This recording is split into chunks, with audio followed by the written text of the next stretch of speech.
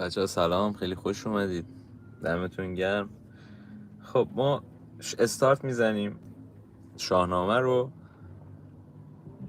رسیدیم به اونجایی که آقای گشتاسپ نمیخواست پادشاهی رو به هر قیمتی به همین راحتی ها به دست اسفندیار بسپاره و هر بار داشت یه سنگی رو جلو پاش میذاشت.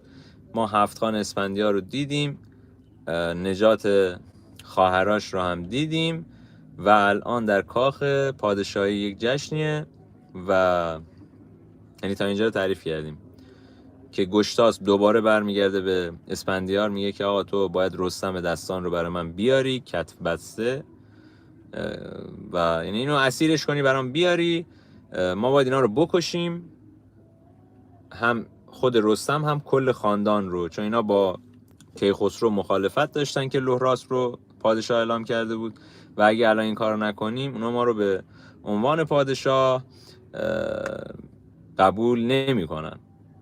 اسفندیار هم اونجا اگه یادتون باشه به پدرش میگه که آقا بیا، من که میدونم میخوای منو بکشی، اگه دست من بودم که نمیرفتم، ولی حالا چون تو پادشاهی و من باید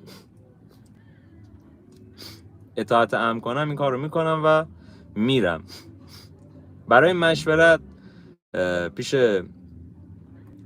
پژوتن میره ببخشید برای مشورت پیش اول مادرش میره و اونجا هم یک قرولندی میکنه برای مادر و این داستانا و بعد میره پیش پژوتن که داداشش بوده. گفته بودم یادت عرفانی داره، اگه این ماجرا رو ندیدی میتونید برید تو قسمت‌های قبلی ببینید. و پژوتن هم میگه که آقا به نظر من اینجا بوی بدی میاد، آره فکر کنم این داستان پایان خوشی نداره و همونطوری هم که ما تو قسمت قبلی دیده بودیم پیشبینی جاماسپ هم همین بوده. اسفندیار میگه آقا اگه من نرم حکم پدرم زیر پا میذارم، اگه برم احتمال این که با رستم بخوام روبرو بشم خیلی زیاده و اونجا نمیدونم چی میشه و تصمیم میگیره که فقط بهمن، یکی از پسراش، پژوتن داداشش و حالا چند تا سرباز رو با خودش ببره به سمت زابلستان پیش رستم. خب یه جورایی خود فردوسی هم توی شاهنامه از این که این داستان داشته به صورت خیلی عجیبی پیش میرفته پیشاپیش قضیه رو برامون توضیح داده و یک نکاتی اونجا گفته که اسفندیار روزگار خوشی نخواهد داشت. بگذاریم خود اسفندیار هم این رو فهمیده بود ولی با این حال میگفتش آقا این تقدیر منه و پدر مثلا پادشاه که اینو دستور داده من باید این کار رو انجام بدم. بچه ها من اگه کامنت نمیخونم معذرت میخوام.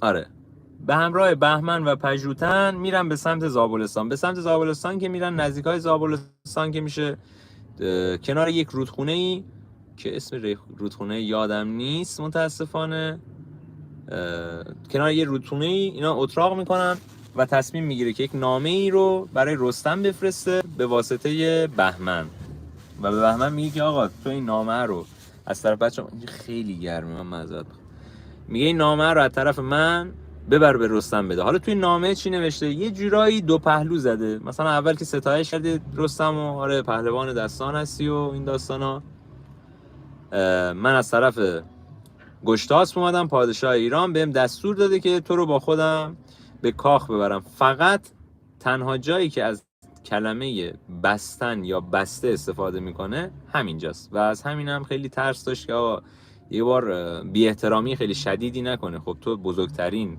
پهلوان ایران رو میخوای بهش بگی که آقا من تو رو باید کت بسته ببرم، یعنی دست و پا تو باید ببندم ببرم. و اون تو اون نامه اولش خیلی اوکی تصمیم میگیری که آقا بهش بگی که آقا خودت بیا خودتو تسلیم کن، من تو رو باید ببرم به کاخ گشتاسپ. به بهمن میگه که آقا این نامه رو ببر و به خود رستم بده، اگرم تو راه زال رو دیدی احترام اینا یاد نره، چون بهمن پسر بزرگ اسفندیاره و تا حالا خانواده زال و رستم رو ندیده بوده. رستم و اسفندیار هم همدیگه رو تا حالا ندیده بودن. بهمن حالا از اینجای به بعد زبان بهمنه که فردوسی به ما میگه. بهمن داشته میرفته و نزدیک اون زابلستان میشه، میبینه یه پیرمردی اونجا نشسته، میره اونجا، با سوار اسب بوده و خب نگهبانای زابلستان هم اعلام کردن که آقا به بهمن گفته آقا لباس پادشاهی بپوش که تو رو با یک فرد عادی اشتباه نگیرن، بدونن تو یک پادشاه زاده ای. اینم بهترین لباسشو میپوشه و از دور اونا دژبان داره نگاه میکنه و میگه که آقا یه نفر از دور داره میاد، انگار پادشاهه، شبیه لباس پادشاهی هست و این جزء سلطنتی هست، که زال میره پایین و منتظرش میمونه که این بیاد. اینم داره از دور میاد، میبینه پیرمردی اونجا نشسته. خب زال دیگه تابلوترین شخص شاهنامه است دیگه، ریش و موهاش سفیده کاملا، حتی مژه‌هاش و ابروهاش سفیده و تابلوترین شخصی که شما میتونید توی شاهنامه پیدا کنید همین زاله. ولی بهمن چون نه وصفش رو شنیده بود، نه دیده بود و نه میدونست زال کیه، میاد و با حالت خیلی اینجوری قرولند کنان میگه که آیه فلانی رستم کجاست؟ زال میگه که حالا یه ذره آرومتر پسر جان، یواش، ترمز دستی رو بکش برم ایستاد، تو کی هستی؟ رستم شکار، تو کی هستی و فلان. این میگه من بهمنم، پسر اسفندیارم، از طرف گشتاس یه نامه برای رستم آوردم، خیلی مهم و ضروریه. میگه خب باشه، بیا اینجا پایین، حالا یه ذره می بخور، من زالم، بیا یه ذره پایین، یه ذره یه چیزی میل کن. که حالا بازم بهمن با حالت اینجوری قلولند و غرور خیلی زیاد از اسب پیاده میشه، میگه من فرصت این چیزا رو ندارم، منو سریعتر به رستم برسونید که رستم کجاست، این شکارگاهی که رفته شکار کنه کجاست. که زال میگه که باشه، حالا اگه اینقدر اصرار داری اوکی، یک نفر رو مأمور میکنه که به همراه آقای بهمن بره به سمت شکارگاه رستم. رستم هم مثلا یه هفته‌ای بوده رفته اونجا شکار کنه. بهمن داره میره، از دور میگه یک نفری رو میبینم. خب ما توی هفخان هم اینو دیده بودیم که یک گورخر رو رستم به تنهایی خورده، ولی توی اینجای قضیه داستان یه ذره این اغراقی که برای رستم کردن، نه تنها برای ما که داریم این داستان رو میخونیم، برای کسایی که داخل داستان خودشون کاراکترن، برای اونا هم اعجاب انگیزه. چرا؟ چون اونجا بهمن میگه که آقا از دور میگه یه نفر رو دیدم، یک یلو کوپال خیلی زیاد،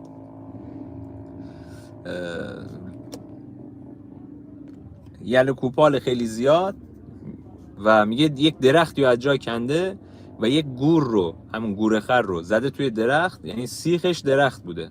میدونی توی فردوسی اینو توی شاهنامه گفته، بچه من خودم در نمیاد.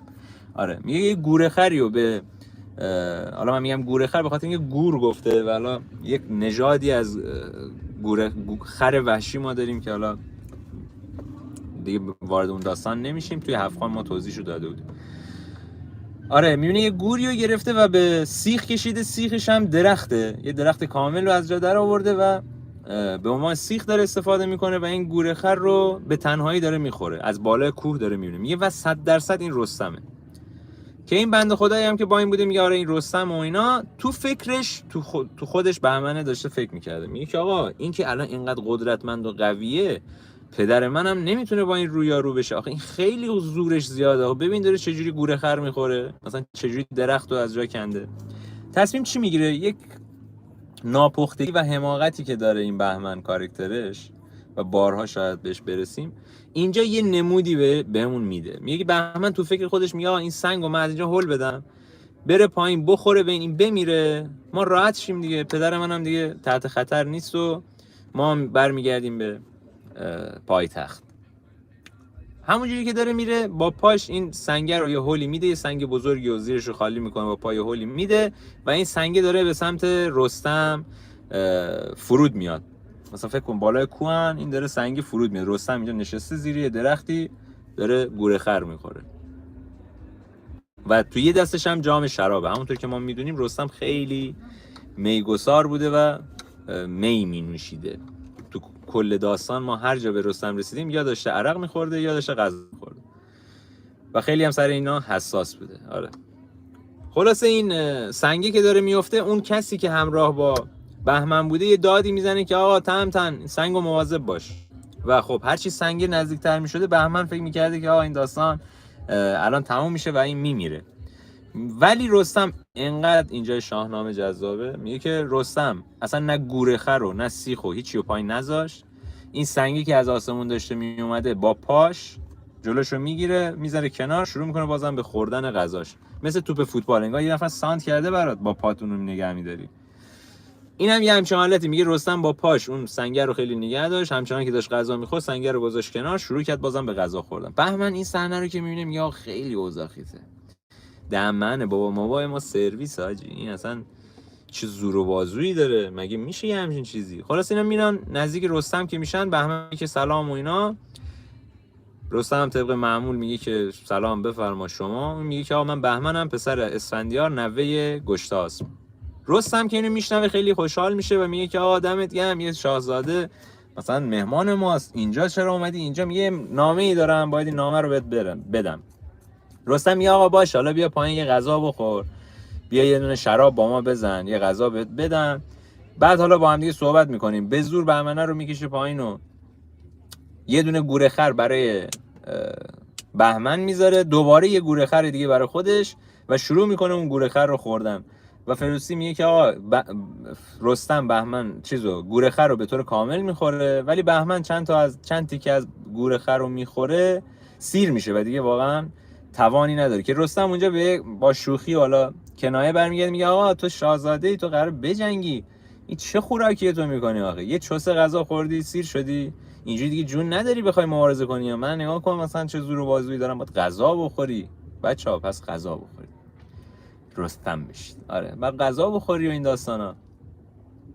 که حالا به همه میگه باشه این داستان حالا ول کن، بیا این نامه‌ای که من دارم براتو میخوام بهت بدم.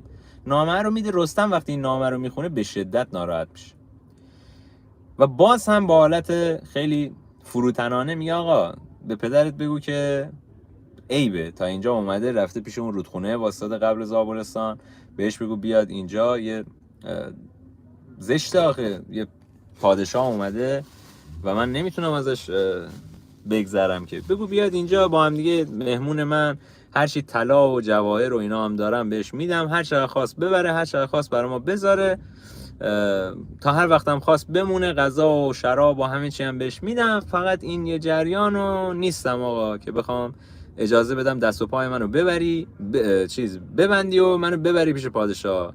همینجوری باهات میام، همینجوری با هم دیگه بیا اینجا، حالا مهمون من باش، بعد چند روز با هم دیگه میریم، برم ببینم آقا اون آقای گشتاسپ چیه جریانش، از من چی دیده، هر چی هم دیده من عذرخواهی میکنم ولی دست بسته نیام. بهمن این جواب رو ور میداره و به سمت اسفندیار میاد. اسفندیار وقتی این جواب رو میشنوه از بهمن خیلی شاکی میشه، میگه آقا تو به زنش هم میگه، به کتایون میگه که آقا نگاه کن، نه کار رو به بچه باید بسپاری نه کار رو به زن. خب اگه یادتون باشه تو قسمت قبلی اسفندیار با مادر خودش هم یه همچین صحبتی داشته، یعنی بد صحبت میکرده، حالا دیگه اون شرایط جنگی بوده یه ذره ازش خورد بوده دیگه. آره میگه نه به زن باید بسپاری، این با زن نباید مشورت کنی، نه کاریو به بچه بسپاری، تو هنوز بچه‌ای، من رفتم گفتم برو بیارش، تو رفتی برام پیغام آوردی. خب خلاصه اینجوری که آره دیگه بهمن وقتی که دعوت رستم رو براش آورده، اسفندیارم به ناچار دعوت رستم رو قبول میکنه و میگه خب باشه الان من برم ببینم چیه. قبلش با پژوتن داره مشورت میکنه، میگه به نظر چیکار کنم؟ پژوتن میگه آقا ول کن بی خیال شو، این چیزی که من دیدم چیز خوبی ازش در نمیاد. میگه که خب من باید برم دیگه، باید برم اونجا ببینم این رستم چی میگه، پادشاه گفته دیگه، در من پادشاهست، اون گفته باید بیاد، اینم باید بیاد. پژوتن میگه که آقا به نظر من برو و باش صحبت کن ببین چی میگه، اگه راضی شد که چه بهتر، راضی نشدم برگردیم، این داستان خوب پیش نمیره. که اسفندیار اونجا هم بازم شاکی میشه، میگه نه حالا من خودم میدونم دارم چیکار میکنم. اسفندیار به همراه چند تا سرباز میره به سمت رستم، اون شکارگاهی که رستم بوده. به رستم میرسه و به رستم میگه که سلام و اینا، میگه که با اسفندیار عزیز، آقای پادشاه اومدی اینجا، من میخواد کت بسته ببری بالا میسر، کت بسته نداریم اینجا که، بیا اینجا ببینم چی میگی تو. اسفندیار میره میگه که آقا ببین من مأمورم و معذور، گشتاسپ می حرفو زده و من باید تو رو ببرم، حالا خود همکاری کن، نذار مثلا به جای باریک کشیده بشه. رستم برمیگرده باز هم اونجا میگه که آقا تو بیا پیش من، بیا بریم زابلستان، یه ذره غذا بخوریم، یه می بنوشیم، بعد با هم دیگه صحبت میکنیم. ولی من کت بسته نمیام، من باید میام اینجا هم بهت گفتم، به پسرت هم گفتم میام و حالا پیش پادشاه عذرخواهی هم میکنم اگه کار بدی کردم. که اسفندیار میگه که نه من نمیتونم بیام دعوت تو قبول کنم. میگه چرا؟ میگه که آقا درست نیست، من اگه اینجا اومدم دنبال دستگیری تو، درست نیست بخوام بیام توی خونه تو غذا تو بخورم و شراب تو بخورم و یه جوری نمکگیر میشم و نمیتونم بعد مأموریتم انجام بدم. اگرم میخوای میگساری کنی، حالا با هم دیگه میگساری کنیم و تو دوست داری این قضیه رو، همینجا میتونیم این کارو بکنیم. که رستم هم قبول میکنه بلافاصله و میگه باشه آقا، من برم تا زابلستان لباسامو عوض کنم، یه هفته است این بو سگ میده دارم شکار میکنم اینجا، برم زابلستان و لباسمو عوض کنم، تو شروع کن، هر وقت خاصی غذا تو استارت بزنی یه نفر رو بفرست سراغم، من بیام. خیلی اصلا نمیتونم نفس بکشم، بارون زده. آره هر وقت خواستی شروع کنی یه نفر رو بفرست، من میام موقع غذا، من میام. اسفندیار برمیگرده توی حالا اون اقامتگاهی که بودن و به پژوتن این داستانو میگه و میگه که آقا مثلا نمیخواستم اینو دعوت کنم، مثلا اومدم اینجا برای چیز دیگه ای، الان من اینو دعوت کردم این بخواد بفرستم بیاد اینجا، من چیکار کنم؟ من اصلا نمیخوام این چیز باشه بینمون، اگه ما صمیمی بشیم دیگه من نمیتونم کارامو انجام بدم. اگرم من نرفتم به خاطر اینکه من نمکگیرش هم میشدم نمیتونستم، اگرم مثلا باش جنگ میکردم همه میگفتن آقا اسفندیار چه آدم لاشیه که نمک خورده نمکدون شکونده. اگرم نرم همه منو نره نفرین میکنن، اون دنیا هم نمیدونم جواب یزدان چی بدم. پادشاه به من دستور داده، من دستورشو سرپیچی کردم. یه دورایی خاصی مونده بوده که بعد آقای پژوتن میگه که آقا باشه پس تو هیچکیو نفرست، خب هیچکیو نفرست که آقا مثلا اون جریان نمکگیری و اینا باشه، هیچکیو نفرست. اگه اومد که حالا میاد و می میخوره دیگه، اگرم نیومد دیگه فدای سرت، ما که نفرستادیم دنبالش، حالا بذار ببینیم چی میشه. که اینا شروع میکنن به غذا خوردن. رستم هم میره اونور با زال صحبت میکنه که آقا این داستان اینجوریه. زال میگه که پسر چیکار میخوای بکنیم؟ میگه که آقا من نمیدونم، من که نمیتونم کت بسته برم، من به عنوان پهلوان ایرانم. میگه خب الان اینجا چیکار میکنم؟ میگه اومدم منتظرم که این نفر رو بفرسته، من برم ناهار پیشش، حالا یه غذایی بخوریم، یه می بخوریم و با هم صحبت کنیم ببینیم اصل ماجرا چیه. که ساعت از ظهر میگذره، از وقت ناهار میگذره و اسفندیار طبق چیزی که با هم دیگه دیدیم، اسفندیار قرار نبوده که دعوتش کنه. از اونور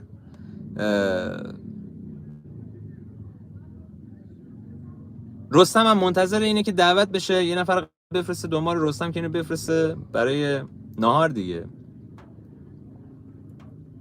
از اونور هم این اتفاقات افتاد. زال و حالا زن و بچه رستم هم میگن که آقا ناهاره، نمیخوای ناهار بخوری؟ رستم میگه نه زشته، من اینجا غذا بخورم سیر میشم، بعد اونجا نمیتونم چیزی بخورم، من باید اینجا غذامو، شما غذاتون رو بخورید، من سوار اسب میشم میرم ببینم این ماجرا چیه، آقا این چرا این بی احترامی چیه، من اینجا گشنه تشنه اینجا منتظرم که اون میخواد بفرسته. این اولین دیدار رستم و اسفندیار بود. حالا داریم میریم سراغ دومین دیدار رستم و اسفندیار، با این تفاوت که این بار رستم داره میره به خیمگاه و جایی که اینا اتراق کردن و با حالت ناراحتی و بیادبی که بهش شده بوده. تا اینجا قضیه داشته باشید چون این داستان خیلی مفصله، میخوام تیکه تیکه و جز جز بریم جلو و با هم دیگه کیف کنیم. دمتون گرم که تا اینجا قضیه بودید. فردا ادامه این داستان و دیدار دوم رستم و اسفندیار رو با هم دیگه میریم جلو. من خیلی خلاصه وار و طبق عادت بهتون گفتم دارم میرم جلو. هرگرم دوست داشتید لایوهای قبلی رو ببینید. دمتون گرم. یه نیم ساعت یه ساعت دیگه من در خدمتتون هستم. برم بیرون یه ذره هوا بخورم این داستانا، بعد میام و میبینمتون. نوکرپیچم، قربانتون، خداحافظ.